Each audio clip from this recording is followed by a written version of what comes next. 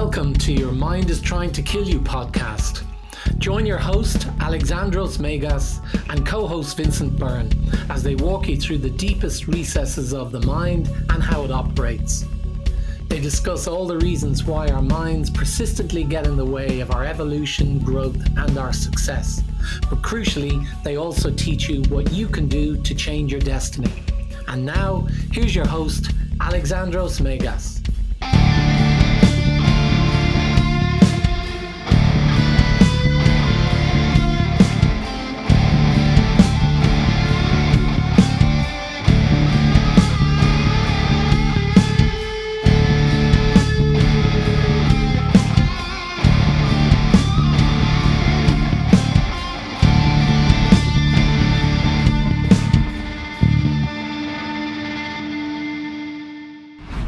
Hello and welcome to our 23rd episode of the Your Mind is Trying to Kill You podcast.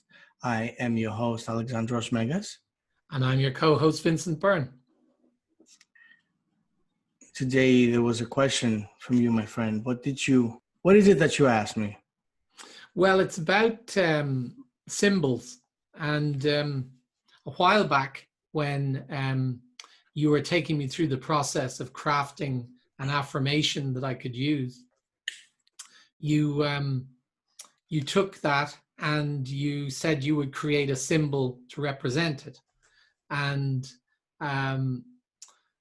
while I thought that was really unusual at the time, the more I thought about it, the more I kind of started to think about symbols and how they act as kind of almost like shorthand for messages that we associate with them. And sometimes those messages are created by ourselves and sometimes they're created by people who want us to get a message from them. So logos for companies.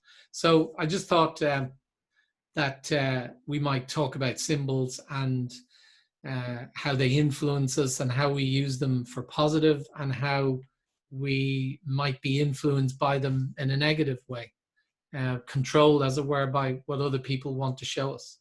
So interested to get your thoughts on that. Yeah, that is great. And I love that topic. I have for a long time because I've always been interested in symbolism and symbology since the ancient years, because clearly symbols have been very widely used since the ancient years, and for a reason that is obvious to me, but not obvious to everyone out there. So let's start with the more surface level of what a symbol is, how it can be used. Everyone is familiar with the need.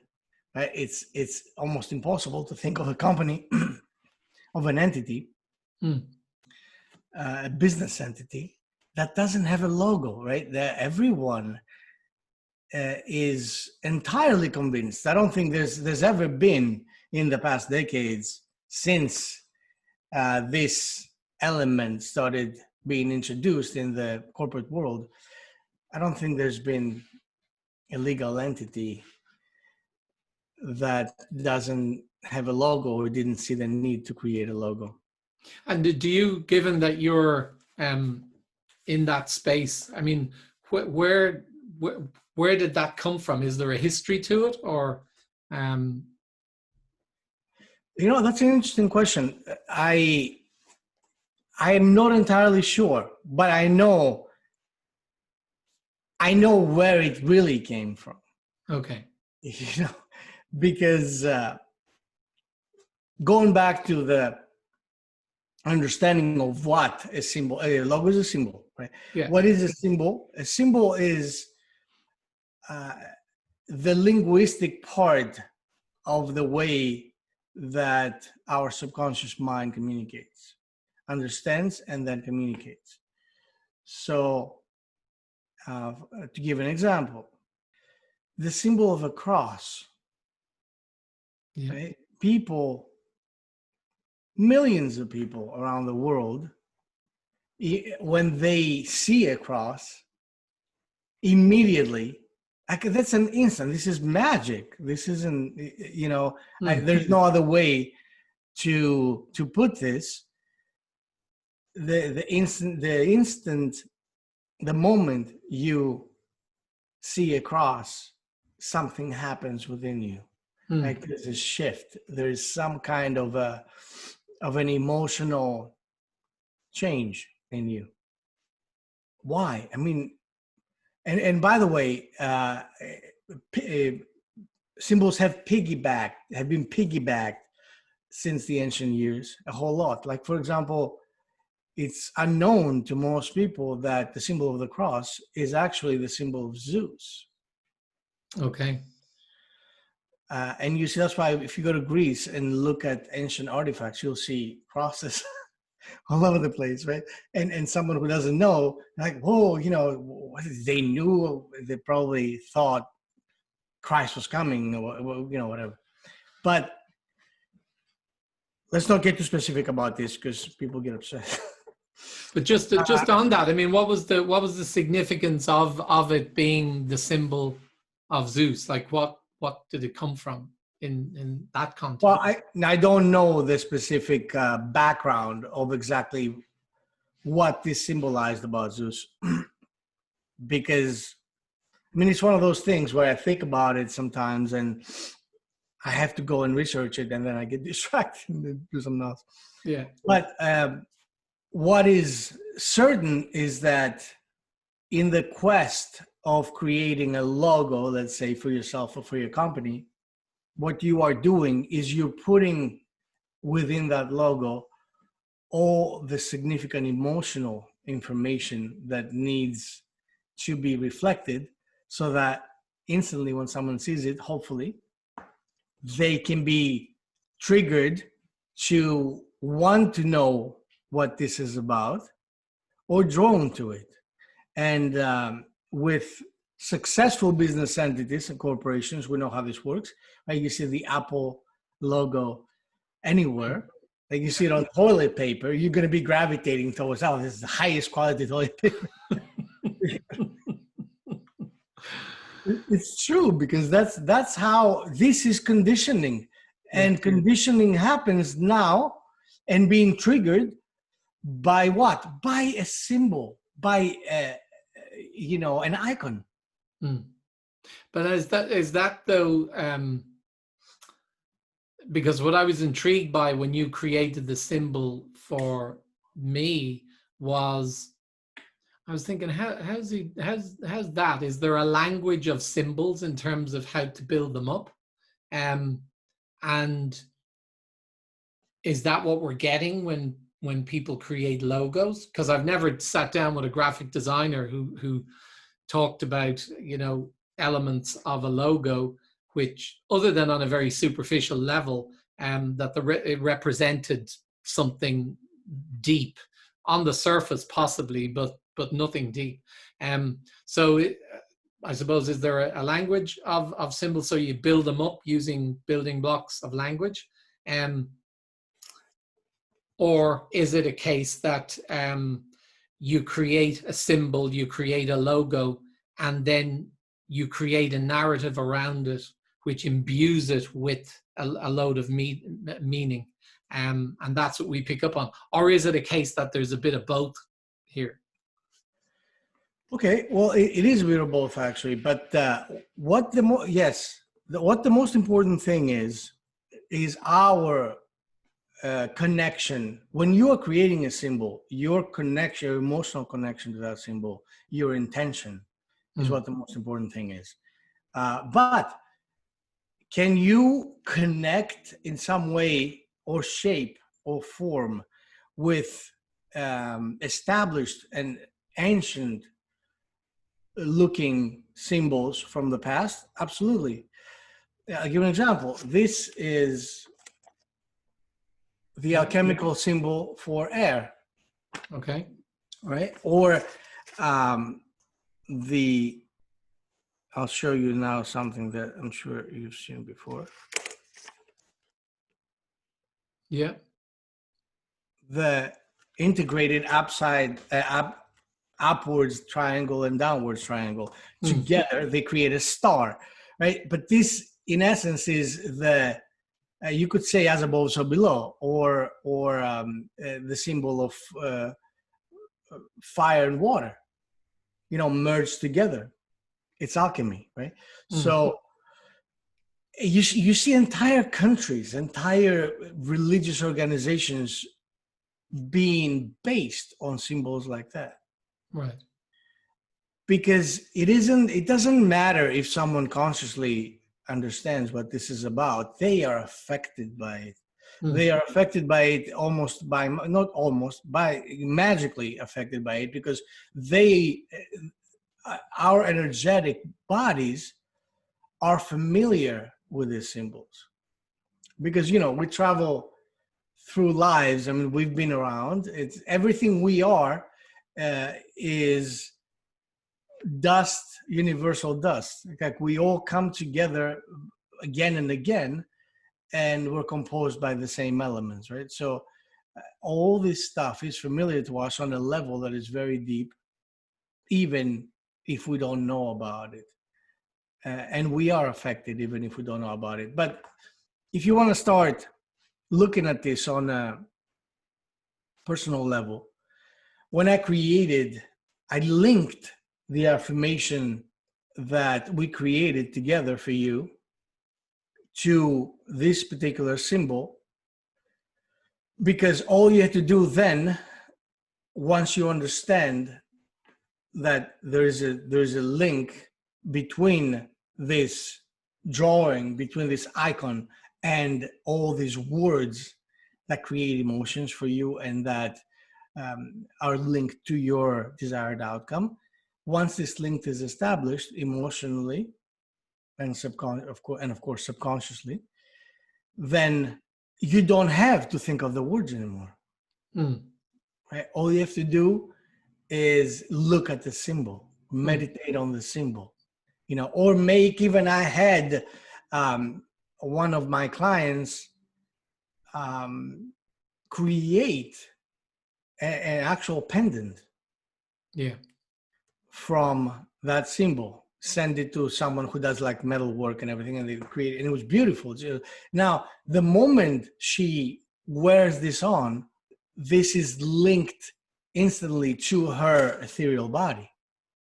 Yeah. So it's with her and is manifesting. It's like repeating the mantra of your affirmation forever. Like constantly. Think about it. Think about having an affirmation that you constantly and mantrically repeat all day and all night long without stop, without pause. Can you imagine what the power of this thing is? And how important it is. This is why people get so bent out of shape about logos and things like that. Because even the ones that are not esoterically inclined, they understand that they need to create something that is striking to the eye and therefore to the subconscious, because it creates an emotional link.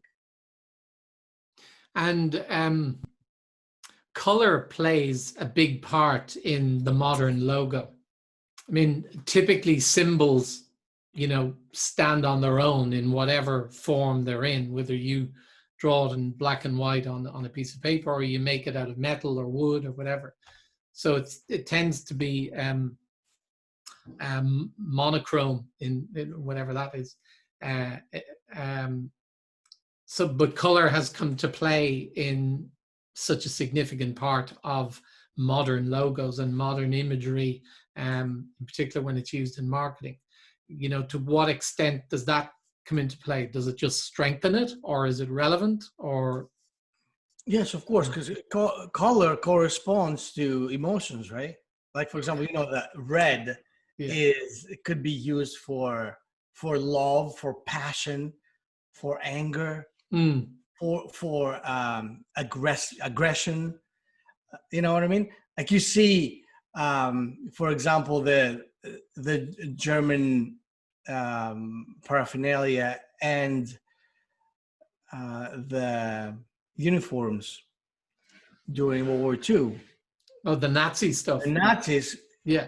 had a very strong sense of color, combining the black and the blood red. That was all about. It was all about strength and aggression. It was all about being, it creates this sense of being unbeatable. I remember actually reading a piece on that the actual swastika that they had taken, while it actually has quite a sinister meaning now, that it actually originally came from a much more benign. Absolutely. Yeah, I can't remember what it was, but I remember reading a piece on it. Talk about the power of symbols, right? That's actually a great example. The swastika is a reversed. The Nazi swastika is a reversed symbol, Buddhist symbol, that is actually a symbol of life, symbol of creation. Yeah. But what happens now? You take that and you reverse it, or you invert something, right? And then you flip the meaning, right? And that kind of thing is being picked up by the subconscious mind. Right. This is how susceptible we are. This is how sensitive we are to these things. Right. And of course, now, because of all the exposure this symbol has had for all this time, it has destroyed the amazing significance of the initial symbol. This is the power of it, right? It's like, and now, of course, most people don't know what the Nazi swastika, the way that it goes, does it go this way or does it go that way? They don't know, but if they see that symbol, they will crucify you. And how dare you? You know what I mean? Yeah. This is how horribly powerful. I mean, it could be wonderfully powerful, but also horribly powerful this thing is. And this is the reason for us actually talking about this today, because symbols are, for the most part, on the outside, symbols are breaking us down and destroying our lives. Especially, wow, that's a big statement. Yeah, well, for anything that, think about it. When I say destroying our lives, I will elaborate. Anything that we get exposed to that comes from the corporate world, and that corporate world, of course, in that is included the media and all this, Facebook. Think of that F. What I think about when I think about it. Yeah. But now someone sees that F, and they know intimately what this means, right? And this symbol will, or any kind of corporate symbol, will communicate something to you. And usually what it communicates to you is that you have to pay attention to me. Because it's very crucial that you pay attention to me. Now, the moment you pay attention to something that is outside of you, you are directing your energy towards that entity. Hypnosis kicks in. That's right. That's exactly what it is. So for that reason, think about the fact that most of our daily lives is being run by paying attention to symbols like that, and even as something as benign as, I don't know, the New York Yankees logo, that kind of stuff. This in and of itself, talk about hypnosis, man. You look at someone's license plate, you're driving, someone sees that logo on the license plate, and a sense of like either camaraderie, like you're my brother, immediately. Why? I don't understand this. Yeah. But this is how it works. Isn't that insanity? This is absolute insanity. This is actually giving you a good understanding of how powerful the symbols are. Yeah. Like they can make you submit, and absolutely submit everything. Just really kneel down and pay attention and pay your respect. So, whatever. You walk around with a shirt that has a Nike swish on it, Now, you see, the symbol is so powerful, they don't even need the words anymore. Yeah. Do you understand? Because they know. They know, because kind of corporations of this magnitude, they have people that are very knowledgeable in the way of creating awareness and creating a sense of emotional significance, and have people being drawn to everything they do. So they know that this will now, for whatever this means in people's hearts, will work immediately. Even if they don't, like, your shirt has a little whatever swish over there, and you don't consciously notice this. And that's actually, I mean, immediately, you're not immediately noticing it. But, sometimes you do. But even whether you do or you don't, you are immediately linked to something. There is something that this says about the person that wears this thing. And this is so powerful. It's a piece of magical paraphernalia they wear on themselves, and then magically and hopefully they transfer some of that magic onto their person, and now they beam that kind of thing to anybody else. Yeah. Right? Like, I don't know, like Calvin Klein or Tommy Hilfiger. Yeah. All it says something about me too. That's right. Yeah. So these are just symbols. No, it's not just symbols. These are extremely powerful, magical symbols that once they have communicated enough times to your subconscious what they mean.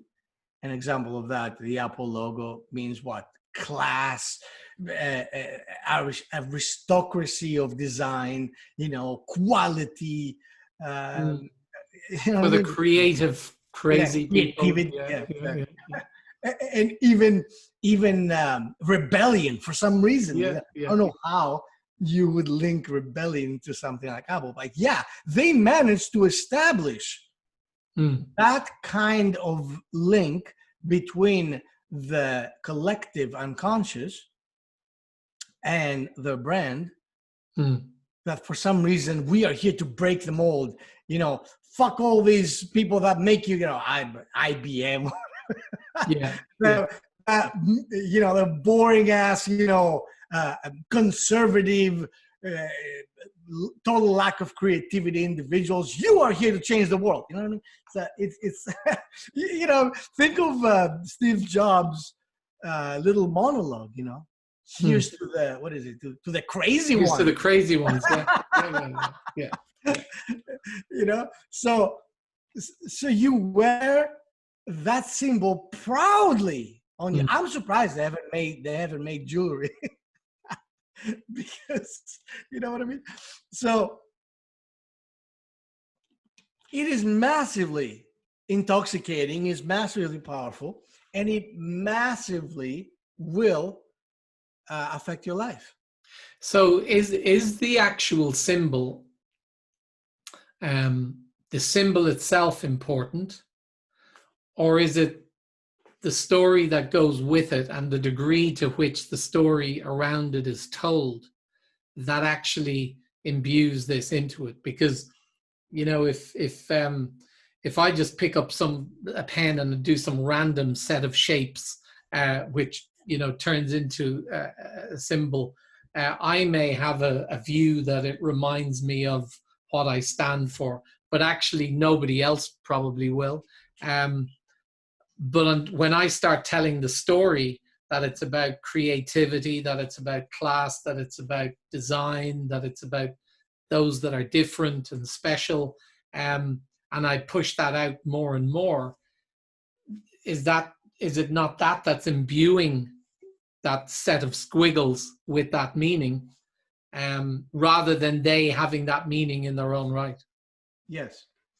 It is your original and initial intention. Right.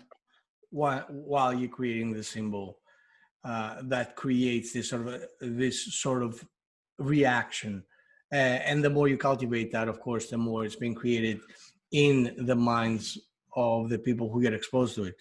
But also, let's not underestimate the importance that a lot of corporations are using. Like I said, they're linking ancient shapes and symbols that are actually very important to the human psyche. They have been since the dawn of humanity, through ancient years, through Egypt, Greece, Sumeria. Okay. Uh, So these are symbols that already have established meanings. yes, And people are piggybacking on. that's right. Okay. Just like the cross, for example. Okay. Yeah. Like the cross was the symbol of Zeus, and what better thing to do than piggyback on something that already has massive power?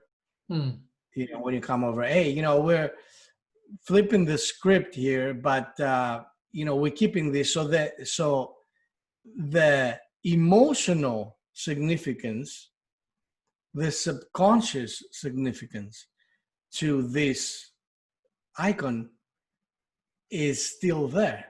All right. So you can carry on, you know what I mean? Like from one space, from point A to point B, you can take, if you come up with a new religion, but you base your symbol of that religion on an old and established symbol, then it's going to be easier for me to come across. And is there would there be the equivalent of a kind of a dictionary of iconography? Does such a thing exist? I've never thought about it. Yeah, absolutely. Yeah. I mean, there's many, but you can find there's an encyclopedia of symbols. Okay. And I would highly recommend you to get one, because once you start, first of all, seeing the symbols that, I recognize that, and then you start reading what these are about, you might be surprised as to the significance that a lot of those symbols have had. Right.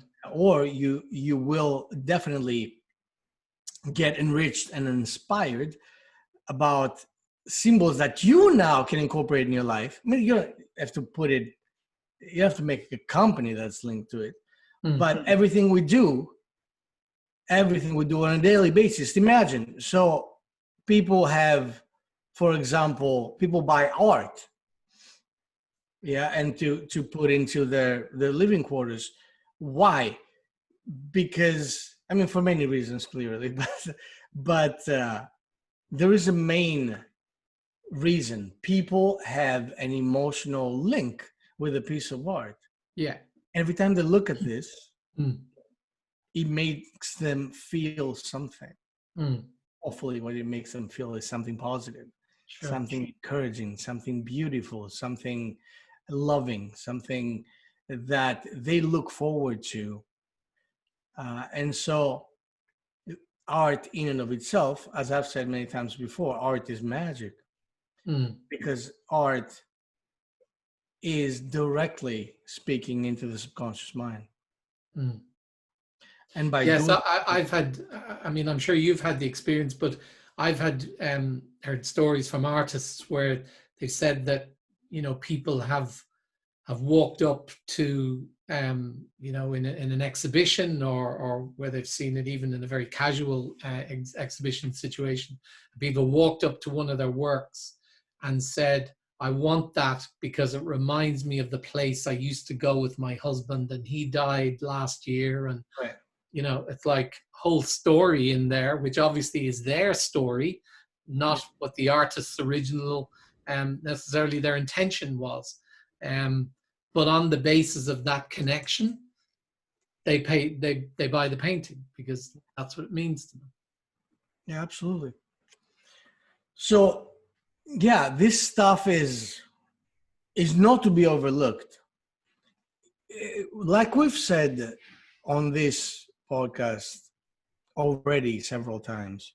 It is very important, very beneficial to us to become conscious, to start living consciously, Yeah. which means to start bringing into the forefront a lot of the stuff that lingers in the background and affects us without us even knowing. You know, so this all this stuff, symbology, is actually an amazing way to start becoming conscious of who you are, of your life. And then, of course, like I said, studying symbols from the past is great, but the knowledge that of how important a symbol is in your daily life can get you on a journey to start then creating your own symbols. I mean, think of it. You can have symbols for anything. You know, like if I give you an example, X. Give me something that with X, like a sentence. I don't know. X marks the spot. X marks the spot, yeah. Or exit. Exit. X-Men. That's right. So X in and of itself has a certain significance.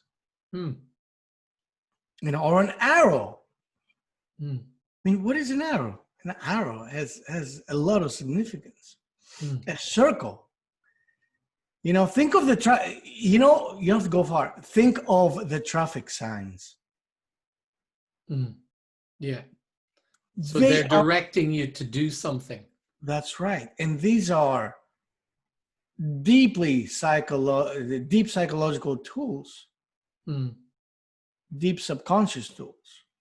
So if you take something like an arrow used in a traffic sign, you know, you can understand what's going on there in the sense that it's directing you to do something. When you step out of that and you look at an arrow used in a corporate symbol, it's also directing you to do something. That's right. And that actual linkage is not something that we would be consciously aware of. I certainly wouldn't be. And now that you mention it, it's obvious. Of course, because every time you see an arrow is a very aggressive symbol. It's commanding you to do something, right? Follow the arrow. Everybody knows that. You know, we grow up as little kids, babies understand what it means to follow the arrow. You see an arrow, you gotta follow it. Right? Yeah. When you go to the supermarket now, it's like during the pandemic, right? You go to the supermarket and you see arrows. You know, it's like a one lane. Yeah. You know, you can't. How dare you? People get upset. You know, break the. It's supposed to be going this way. Don't you see the arrow? You should come to Ireland. We just ignore them. Or Greece. You know what I mean? So yeah, that absolutely, that's very relevant. Everything is being communicated. You know, it's like there's control going on by virtue of the fact that these arrows and symbols are being placed in these situations, and then people are complying because they're doing what they're told. Yeah. And if you start actually, let's say you say, well, tomorrow I will make a note of every single symbol that I come across. You will lose your mind, brother. Yeah. I mean, to make a conscious effort to know, because there's so many that you don't even see. I mean, they say that we're bombarded by something like at least 5,000 branding messages without even getting out of the house every day. Wow. And I might be lowballing it. You know, and think I give you another reason why this has become so insidious. You go to the supermarket and you see a package with whatever you want, you know, like a cucumber. It's a package, zero logo, no label at all. And you see one just like it, right next to you. It's got the beautiful logo. Oh, Family Farmers Association. Yeah. One. You see, like a communist symbol. Right? That's another one. You see people coming together. Like whatever. The farmers. We are here to make you healthy. Whatever. Which one are you gonna get? Mm. Yeah. I guarantee you'll get the branded one. Yeah. Because we have been deeply conditioned to seek that brand. Because our subconscious needs some kind of communication to understand whether or not this is beneficial, whether or not this should be consumed. Mm. We have been deeply programmed to not even trust something that's not branded. Mm. Yeah. I mean, that's exactly, if, as a marketer, this is the marketer's dream, fantasy and dream. It doesn't get any better than that. So what do we do to, I suppose, take back our personal control, to not be destroyed or negatively led by the nose, in effect, is what they're trying to do? What do we do to combat that? I don't think it's possible at this stage. Okay. It's the virus, as they say, is gone too deep. The cancer has grown too. We're screwed, basically. Strong. Yeah, no, we are. Yeah, but there is something you can do. Start being conscious. Yeah.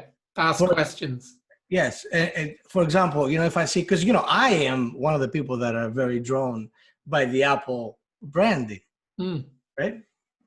So I will ask questions about it to myself.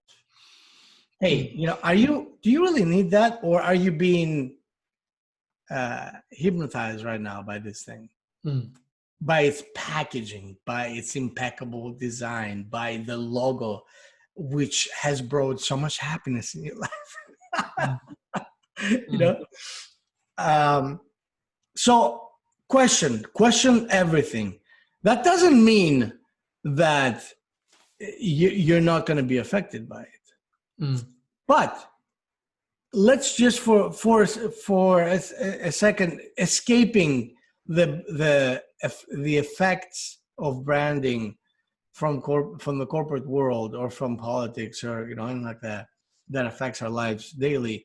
I don't think at this point is very possible, but you can start creating your own symbols to counteract and enhance your own life.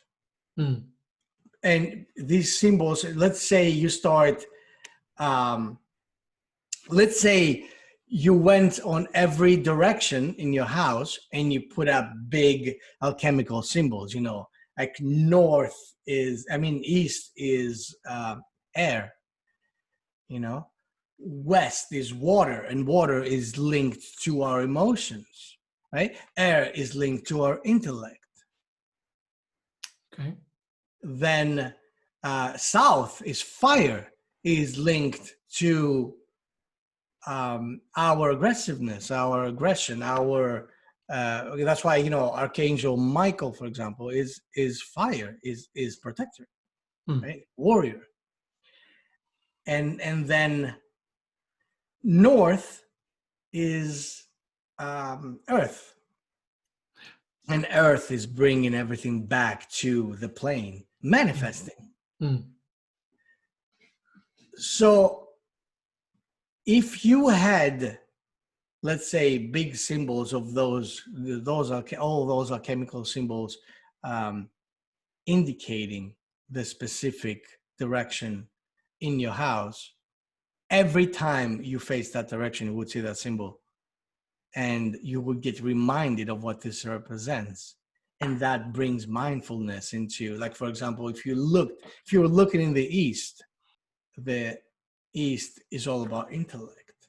Right? This is what this world that we're living is built on. So it's a question of keeping symbols around that essentially remind us of who we are and what we're about, and I suppose using symbols to keep us aware of what's important, keep us aware of, as you said, the fire, the water, the air, the earth, grounding us in many respects, back to who we really are, rather than allowing ourselves to be taken away from reality, whatever that is, by the symbols of consumerism, the symbols of people trying to lead us in a particular direction, trying to control us, trying to direct us. So it's questioning those and setting ourselves up so that we're reminded of the baseline of who we are. That's right. Okay. That's right. And start asking yourself, when you see a symbol that you are familiar with or not familiar with, ask yourself, how does that make me feel? How does exposing myself to this icon, to this symbol, to this color make me feel? And by using your own intuition like that, use these symbols to empower yourself or stay away from them to the extent that you can. Like, for example, you here's my question to you. You're wearing a Nike shirt. Yeah. Why? Because it was cheap. No, my friend. This is what you tell yourself. This is the justification that the conscious mind will bring to the forefront to justify the purchase. Because, this might have been cheap, but you can't tell me that a generic shirt that was of the same quality couldn't have been cheaper than that.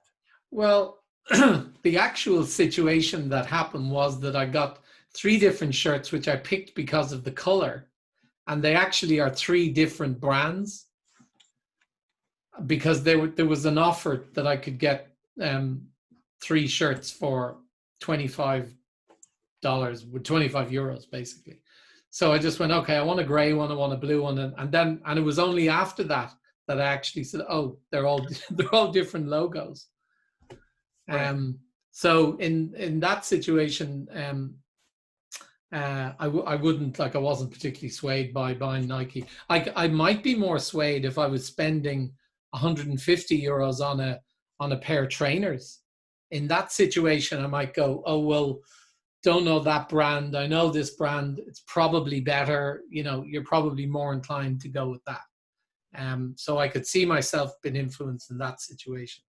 But I wouldn't necessarily pay any heed to, 100% cotton shirt from Nike being different to XYZ, and it wouldn't bother me. I don't need to wear it from that point of view.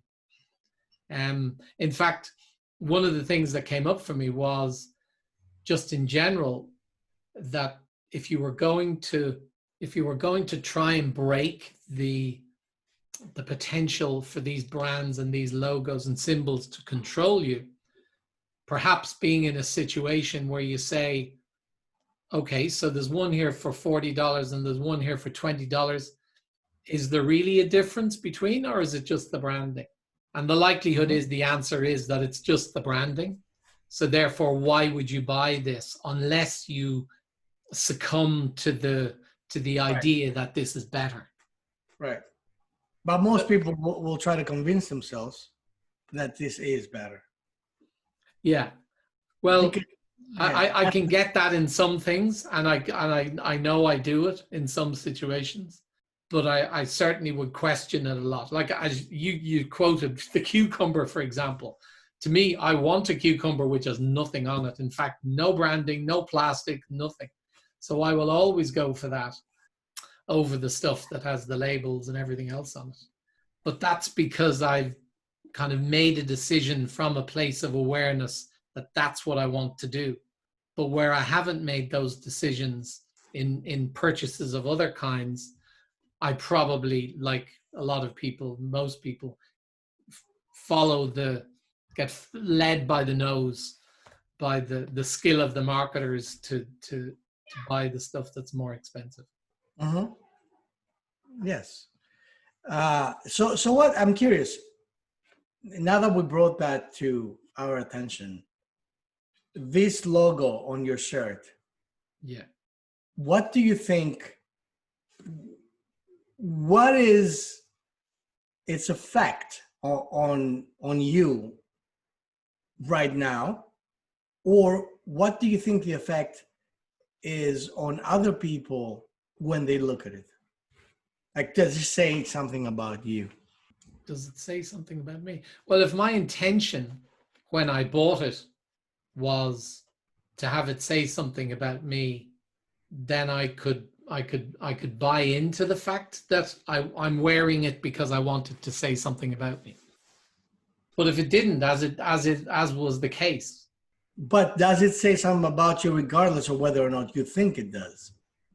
Because Nike, in the minds of the subconscious mind of most people, represents something. Well, maybe it does for people who look at it. Maybe it reinforces, they see me and other people wearing Nike gear. So on that basis, it reinforces their belief about it. I mean, it obviously has power, because what I would be at this stage a fairly modest football, as in soccer supporter, and Liverpool would be the team that I've supported since I was a kid. And they have just done, like in the last year, this massive deal with Nike. So they were getting something like 30 million a year from, I think it was New Balance, for the previous shirt and kit. And they signed a deal this time round where they get, I think it's 20 million guaranteed, plus 20% of all merchandise sales. So of all product sales, they get 20%, which means they reckon that it's worth of the order of 100 million based on what they expect the sales to be. So you have on one hand Nike being so confident that they're going to sell so much of their branded product, obviously associated with Liverpool, that they're prepared to give away 20%. And then on the other side, Liverpool are so confident that it's going to shift so much in terms of product that they were prepared to take a lower guaranteed payment, knowing that the volume that is likely to be produced is multiples of what they were getting before. So clearly the association between the two brands, symbols, icons, whatever, is such that they both see the value in them coming together and producing significant sales. So it does have an impact. Right. So that's great. That's brilliant. So in this same way, you can connect to everything else that's happening in your life that is connected to corporate symbols, or any kind of symbols. You know, if you see, it's funny. There is the symbol of the pentagram, right? Yeah. Which is a magical symbol. You know, that one right here. Yeah. So for most people that are unaware, this is an evil symbol. They're scared of it. Right. But this symbol is actually a symbol of power, the most powerful symbol in the universe, a symbol of power and empowerment and protection. So, you know, what you are drawn to consciously or subconsciously is important. And if you are walking a path of needing to become more conscious in your life, then it would serve you well to start paying attention to symbols and how they make you feel. That's also very important. So symbols, corporate symbols, is one thing because we have been inundated by them, right? They've been insidious in our lives. uh, and any kind of symbol is another thing. So if you need to identify if something is good for you, if something is empowering to you or not, all you have to think is, how does it make me feel? Right. That is the first question I ask myself when I'm confronted with anything. The second, I think a question that comes up for me is, yeah, how does it make me feel? But how does it make me want to act? Yes, of course, because Yeah. how you feel is what drives your behavior. Right? Yes, of course. That's what the subconscious does. The Yeah. subconscious drives behavior. So your subconscious mind, how it perceives things, it will dictate, how it's going to behave, how it's going to act on things.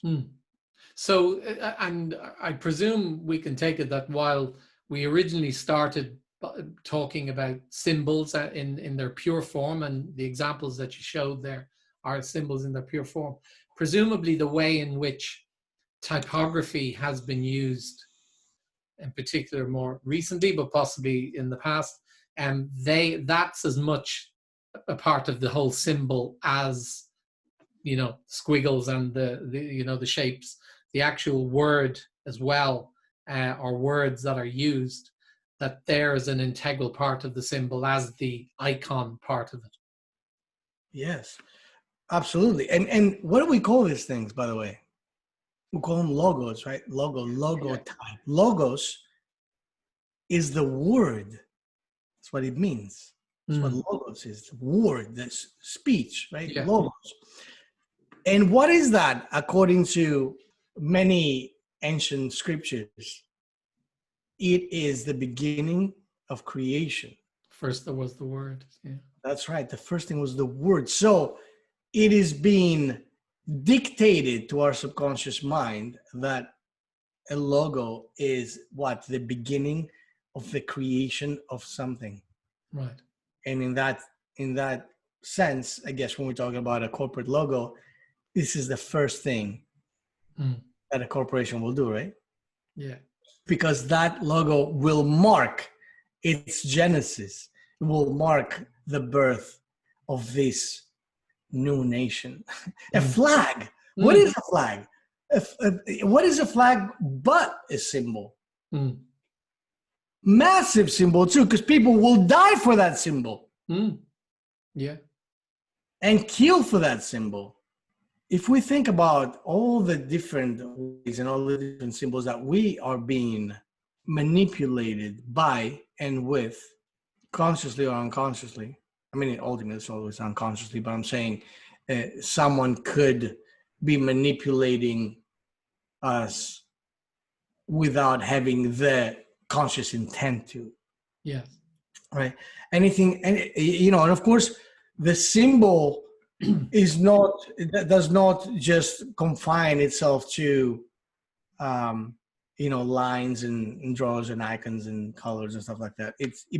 Everything becomes a symbol that drives behavior, like fashion. Fashion is massively symbolic. Right? You wear a certain kind of, you see people being identified. Oh, she was wearing that blah blah blah. That symbolizes an era or symbolizes a, you know what I mean? Like, like this 60s whatever. The bell bottoms that marked the 70s. Yeah. Think about it. Just by saying one word, you bring an entire decade into people's awareness and people's emotional awareness, because it makes you feel something, especially if you were a kid or if you're alive during that era. It brings up emotions. What is nostalgic? That's what nostalgia is. And it's being brought on to the forefront by anything that links you to that era. Like an old thing. I'm an artist, right? I create. I'm a photographer. I do these things. So if I look at a like I have a certain love for vintage, not only vintage photographs, but also a vintage way of photographing. You Mm. know, like pinhole cameras and stuff. It's Mm. just kind of magic, right? And so when I look at either a handmade camera or the product of a camera like that, it creates a certain kind of nostalgia in me. Mm. It draws me in. There's this thing actually it was a couple of decades back. There was a company, I think it was called Holga or Diana or something like that. They started creating this so-called toy cameras. Okay. And the toy cameras were like supposedly like, for kids and stuff, but you put film in it, actual film. And you take a picture, but then the camera wasn't like hermetically closed. So it would allow for all this kind of light leaks and stuff. So you take a picture and you could take the same picture, like on a tripod for like 10 times and you would end up with different photographs. Oh my God. That creates a certain kind of emotional attachment to that thing, because now all of a sudden this is unique. It describes that moment, right? If you sit there with like a massive DSLR and go every unless your subject is moving, every single picture will look exactly identical than the other one, right? Yeah. Yeah. And so you're like delete. Yeah, delete. I'll just keep one.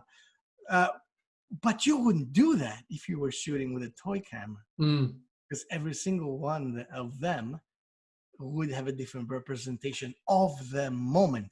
And that's something that becomes magical in the people's subconscious mind. The unconscious mind is drawn to the fact that I can identify this one particular moment just by looking at this. Yeah. And there's all these people do stuff like they get all the brown autumn leaves and they seal them in silicone or whatever. Yeah. A lot of people do that kind of stuff, or flowers, or an epoxy. Yes. Yeah. And why do they do that? Because it just freezes this beautiful moment. Right? Oh, I feel autumn, so beautiful. Everything is gorgeous and blah, blah.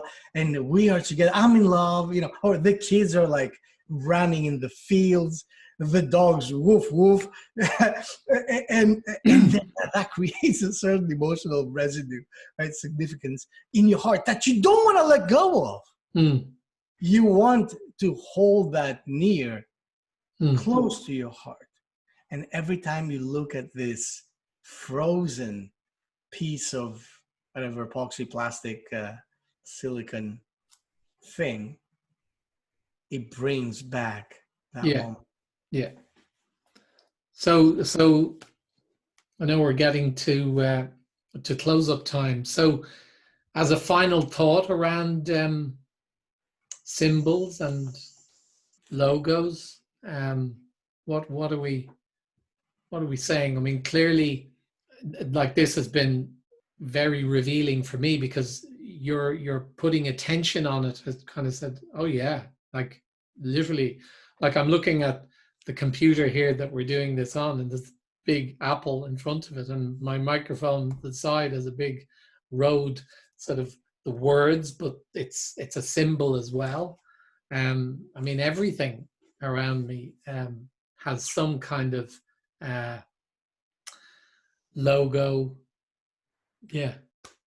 So you don't actually have to look very far and to realize that probably the reason that I bought most of this stuff started with the logo or the symbol and what that represented.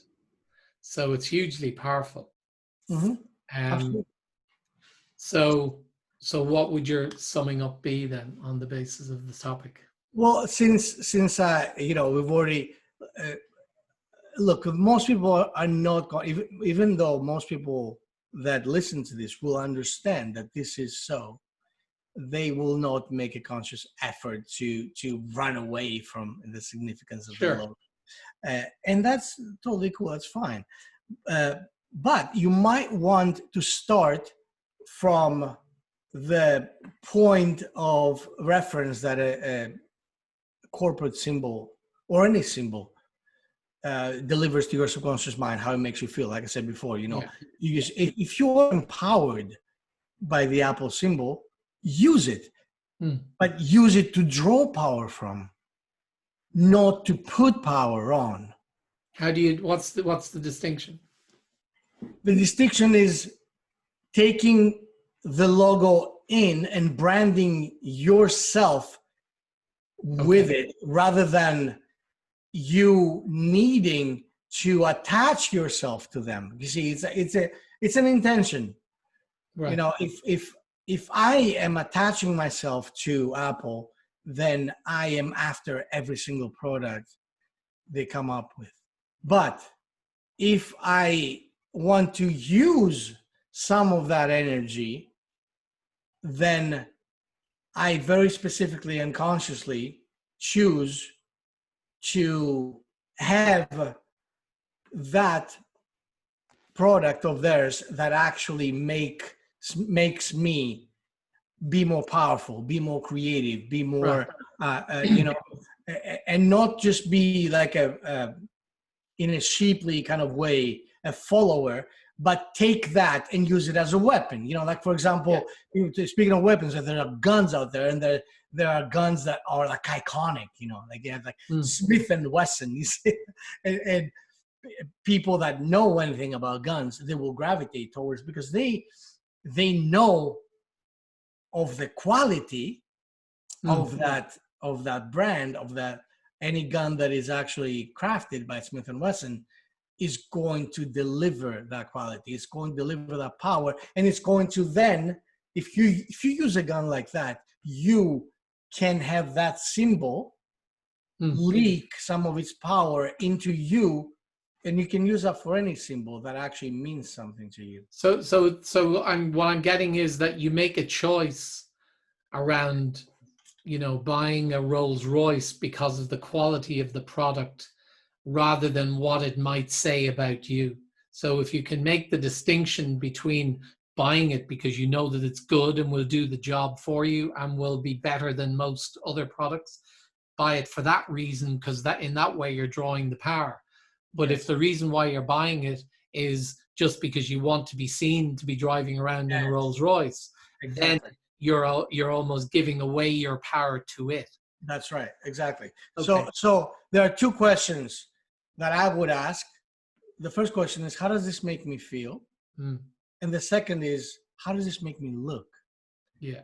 I tend to stay away from the second because the second one is the one that makes me deliver my power to the outside, whether it be a corporation or the people that I'm concerned about how they will react to me being represented by the symbol. So that doesn't matter to me. That actually, for people, if people manage to just do this, they will immediately stop some massive energetic leaks within their body, within their lives. They will manage to conserve massive amounts of energy, because now it's like saying, I don't care what you think of me, I care what I think of me.